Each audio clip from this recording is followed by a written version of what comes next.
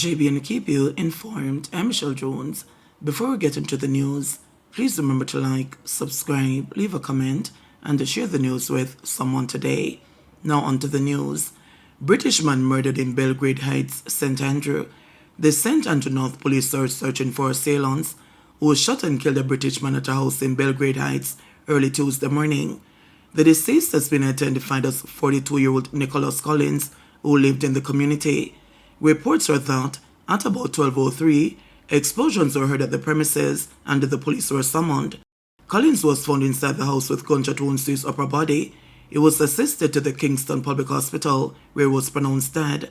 The Constant Spring Criminal Investigation Branch is probing the matter. Bus driver charged for a fatal hit-and-run in Trelawney. A bus driver left the scene of a hit-and-run in Trelawney on Saturday has been arrested and charged.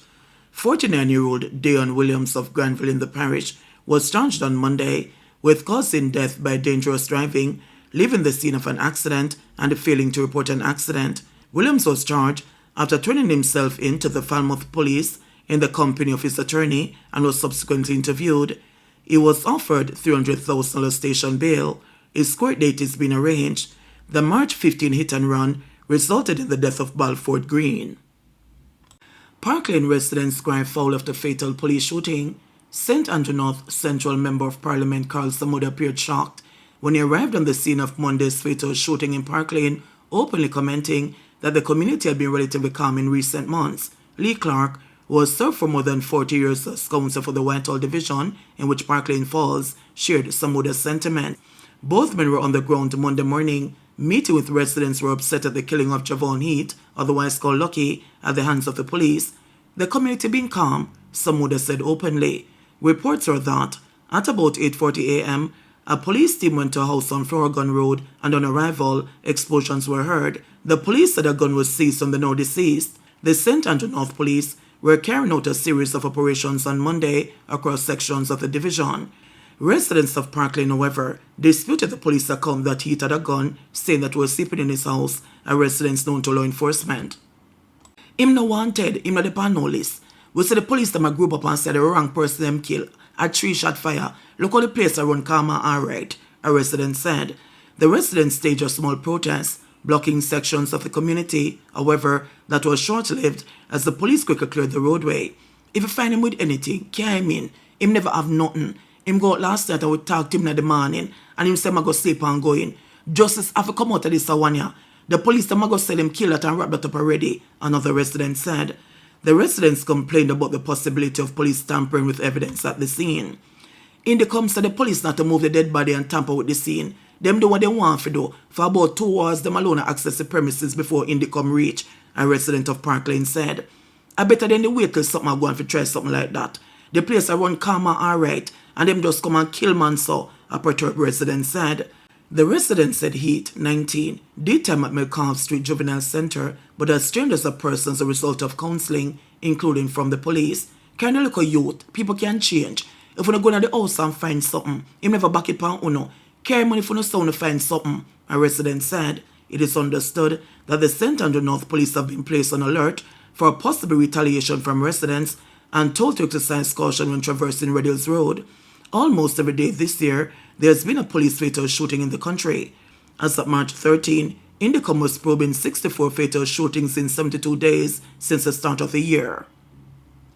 All-edge truck drivers in St. James protest safety traffic tickets. A group of all-edge truck drivers on Monday protested across from the Freeport police station in Montego Bay, St. James, accusing the police of being heavy-handed in issuing $50,000 traffic tickets when they transport building materials such as steel and pipes.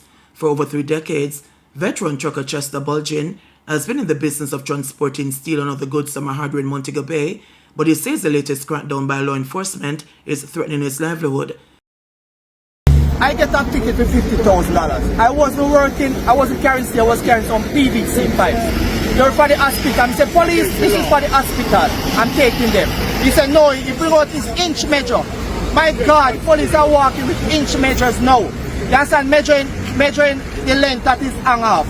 And it wasn't that much. You understand? And he tell me that it's over 30 centimeters. How can we carry things 30 centimeters? 30 centimeters is just like this. 12 inches. Not even 12 inches. 12 centimeters is less than that.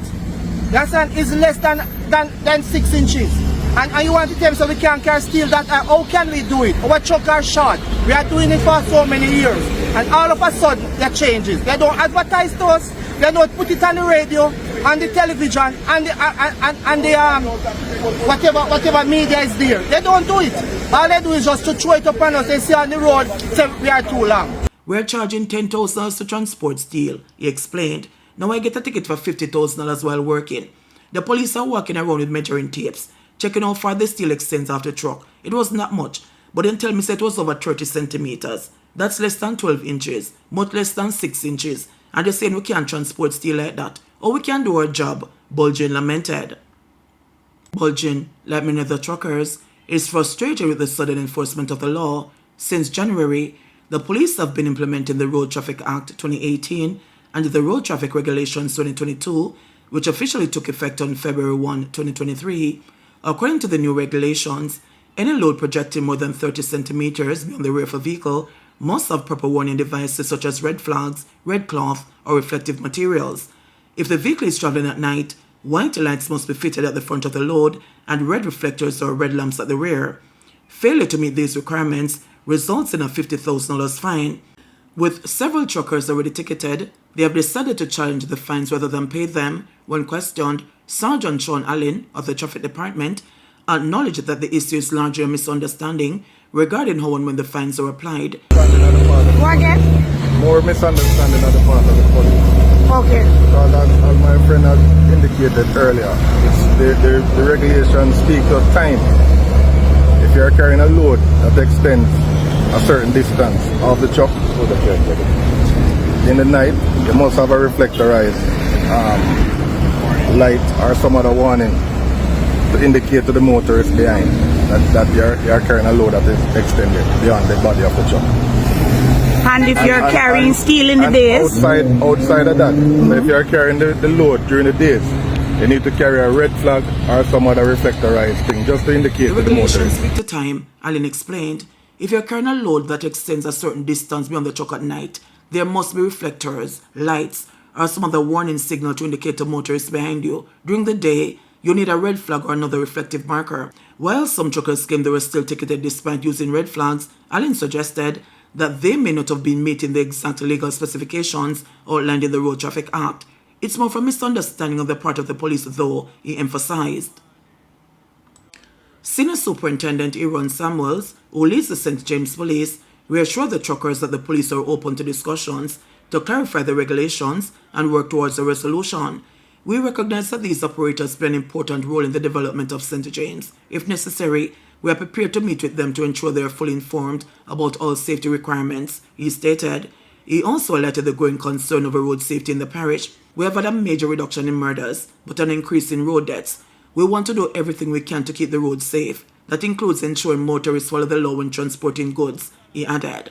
What I'd want to say is that the St. James Police, we are very in tune with what is happening on the road, and we want to work with the truckers. We know that they play an important part in the development of the infrastructure landscape here in St. James. And if it is that we may need to have a meeting with them to ensure that their trucks are up to speed in terms of all the safety requirements that is required, we will and we are ready to do that. Elderly Clarendon farmer gunned down while tending to his cattle. A 77-year-old farmer was shot and killed while attending to his cattle in Sandy Bay, Clarendon on Monday. The deceased has been identified as Noel Miles. Reports are that around 7 a.m., Miles was tending to his livestock in an open lot in Sandy Bay when explosions were heard. Residents summoned the police. The senior citizen was found suffering from gunshot wounds. He was assisted to the Mapen Hospital, where he was pronounced dead. No motive has been established in the murder of Miles. The Mapen Criminal Investigation Branch is probing the matter. Golding repeats claim that fiscal discipline is a PNP baby. Opposition leader Mark Golding, in making his contribution to the House debate on Tuesday, has reiterated that the Jamaica Labour Party GLP government cannot claim paternity for the fiscal discipline the country now enjoys, and which has resulted in the debt to GDP ratio set to fall below 70% at the end of this month. We acknowledge that the current government continued what we had started. Jamaica has benefited from continuity in this journey. But let no one forget, we did the heavy lifting. We did the heavy lifting to take Jamaica out of a deep debt crisis. And we set Jamaica on a sustainable fiscal path. And this was after the JLP government of 2007 to 2011 couldn't cross it and run left it. The country really needs to be reminded that it was the last PNP administration which in 2014 passed the Financial Administration and Audit Amendment Act. It set the targets that now establish 60% of debt to GDP as something that we are required to meet by a prescribed date, and the rules and the formula in the fifth schedule to the Act that the government now uses to determine how much fiscal space they have.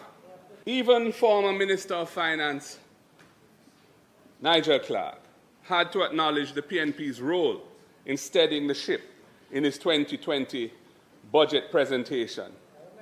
He said, moving forward in a direction of national unity, I want to take a moment to recognize the work done by the prior administration, in particular, former Prime Minister Portia Simpson-Miller and former Finance Minister Dr. Peter David Phillips in doggedly pursuing the extended fund facility and rallying Jamaicans around it. The historical record is clear.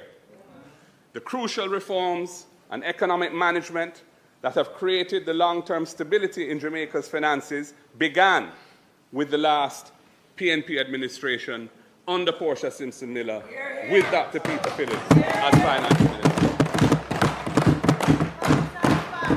They understood the historic nature of their assignment and they championed change. JBN will keep you informed. Please remember to subscribe, like, share, leave us a comment, and click the notification bell to receive our daily news items.